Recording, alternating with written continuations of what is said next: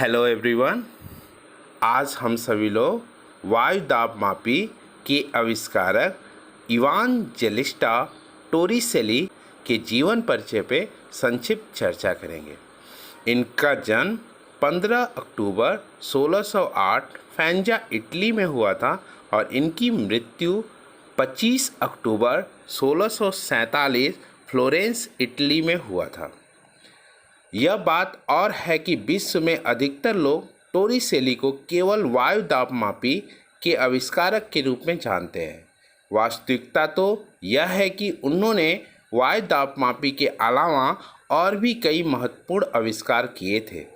Italy के Florence नामक शहर में विज्ञान के इतिहास से संबंधित एक संग्रहालय है। इसमें रखे हुए बहुत से वैज्ञानिक साजो सामान के बीच 4 इंच व्यास से कुछ अधिक का एक लेंस रखा हुआ है। इस लेंस की सत्यता को देखकर आज के लेंस निर्माता विशेषज्ञ भी आश्चर्यचकित हुए बिना नहीं रह पाते। यह लेंस 1 मिलीमीटर के 10,000वें भाग की सत्यता के साथ बना हुआ है। सबसे अधिक आश्चर्य की बात यह है कि इसे सन 1646 में बनाया गया था। उस समय तक लेंस निर्माण के लिए न तो आज की तरह के आधुनिक उपकरण उपलब्ध थे और न ही इस प्रकार की कोई तकनीक विकसित हो पाई थी। इस लेंस का निर्माण टोरिसेली ने किया था। इससे हम अनुमान लगा सकते हैं कि इस वैज्ञानिक की प्रतिभा किस ऊंचे दर्जे की थी। वायु दाबमापी के आविष्कारक के रूप में तो टोरिसेली को बच्चा जानता है, लेकिन इस आविष्कार के पीछे जो कहानी है उसे संभवतः बहुत ही कम लोग जानते हैं। यह एक बड़ी दिलचस्प कहानी है। इस कहानी के अनुसार सन 1640 में टस्कानी के ग्रैंड ड्यूक ने अपने महल के अहाते में एक कुआं खुदवाया। कुआं खुद गया और पानी लगभग 40 फुट की गहराई पर मिला। पानी को ऊपर लाने के लिए एक पंप लगाया गया जिसकी नली पानी में डूबी हुई थी।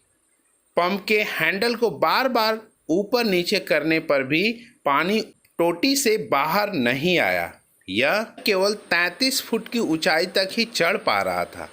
मजदूरों ने सोचा कि पंप में कुछ खराबी है, लेकिन काफ़ी जांच करने पर उसमें कोई गड़बड़ी नहीं मिली। इस घटना की सूचना ड्यूक को दी गई। उनकी समझ में भी यह बात नहीं आ पाई कि आखिर पंप काम क्यों नहीं कर रहा है। उन दिनों गैलीलियो ड्यूक के विशिष्ट दार्शनिक और गणितज्ञ थे, अतः यह समस्या गैलीलियो को सुलझाने के लिए दी गई। गैलीलियो ने इस समस्या की कुछ व्याख्या की, लेकिन स्वयं इस व्याख्या से पूरी तरह संतुष्ट न थे। वृद्ध होने के कारण गैलीलियो ने इस समस्या को अपने होनहार शिष्य टोरिसेली को सुलझाने के लिए दे दिया। टोरिसेली उन दिनों गैलीलियो के सचिव के रूप में काम कर रहे थे। गैलीलियो की कुछ ही दिनों में मृत्यु हो गई और उनके स्थान पर टोरिसेली की नियुक्ति कर दी गई। इसके बाद टोरिसेली ने इस समस्या पर काम करना आरंभ किया। टोरिसेली का विश्वास था कि पंप द्वारा पानी द्रव को इतनी ऊंचाई तक नहीं उठाया जा सकता जितना कि किसी हल्के द्रव को। इसलिए उसने अपने प्रयोग के लिए पारे को चुना।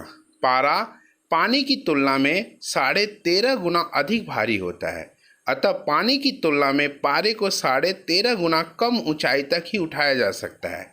चूँकि पंप से पानी को 33 फुट की ऊंचाई तक उठाया जा सकता था, इसलिए पारे को केवल 30 इंच की ऊंचाई तक ही उठा पाना संभव था। यह संख्या 33 फुट को 13.5 से विभाजित करने पर प्राप्त होती है। पानी के स्थान पर पारे को इस्तेमाल करने में सबसे बड़ी सरलता यह थी कि 33 फुट लंबी पाइप के स्थान पर केवल 1 गज लंबी नली ही पर्याप्त थी। टोरिसेली ने कांच की एक नली ली। इसकी लंबाई लगभग 1 गज थी और उसका एक सिरा बंद था। पहले उसने इस नली को पारे से भरा और उसके खुले सिरे को अंगूठे से दबाकर और नली को उल्टा करके पारे से भरे कटोरे में डुबा दिया ताकि खुला सिरा पारे की सतह के नीचे रहे। जब उसने अपने अंगूठे को नली के खुले सिरे से हटाया तो नली में पारा कुछ नीचे की ओर खिसका और पारे के स्तंभ की लंबाई 30 इंच रह गई। नली के ऊपरी भाग में जहां पहले पारा भरा था वहां खाली स्थान हो गया। बाद में इसी खाली स्थान का नाम टोरिसेली निर्वात के नाम से पुकारा जाने लगा। इस प्रयोग से यह सिद्ध हो गया कि पानी को पंप द्वारा मात्र इतनी ऊंचाई तक उठाया जा सकता है जो 33 गुणे 13.6 के बराबर हो। यह ऊंचाई लगभग 33 फुट के करीब होती है। कुएं में लगे पंप की विफलता का कारण तो इस प्रयोग द्वारा स्पष्ट हो ही गया। साथ ही साथ टोरिसेली की यह नली वायु दाब मापी या बैरोमीटर के रूप में प्रयोग होने लगी। आज भी विद्यार्थी साधारण बैरोमीटर इसी तरह से बनाते हैं।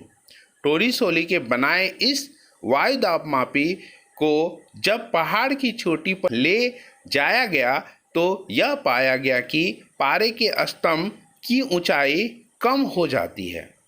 इससे यह सिद्ध हुआ कि ऊंचाई के साथ साथ वायु दाब घटता है। इसी प्रयोग के आधार पर ब्लेज पास्कल नामक वैज्ञानिक ने गैलीलियो के इस कथन की पुष्टि की कि वायु में भार होता है। आज तो वायु दाब मापी मौसम विज्ञान का एक अत्यावश्यक अंग बन गया है। आज अनेक प्रकार के वायु दाब मापी बनने लगे हैं। इटली के इस वैज्ञानिक ने कई प्रकार के दूरदर्शी, सूक्ष्मदर्शी और दूसरे प्रकाशीय उपकरणों के नमूने बनाए जो बहुत ही शुद्धता के साथ बनाए गए थे। टोरिसेली केवल प्रयोगात्मक वैज्ञानिक ही नहीं बल्कि एक अच्छे गणितज्ञ भी थे। इन्होंने इंटीग्रल कैलकुलस में भी कई आविष्कार किए। 19 साल की उम्र में ही इन्हें रोम विश्वविद्यालय में प्रवेश मिल गया था, जहां बाद के वर्षों में वे प्रोफेसर बने। सन 1641 में इनकी पहली पुस्तक प्रकाशित हुई। इसमें गैलीलियो के कार्यों का विवरण था। इनके समय में हार्वे, बेकन, पास्कल, गैलीलियो आदि प्रसिद्ध वैज्ञानिक मौजूद थे। दुर्भाग्य की बात तो यह थी कि यह महान वैज्ञानिक 39 साल की अल्प आयु में ही संसार से चला गया। हो सकता है कि यदि वे कुछ वर्ष और जिंदा रहते तो न जाने विज्ञान को क्या क्या देकर जाते। Thank you.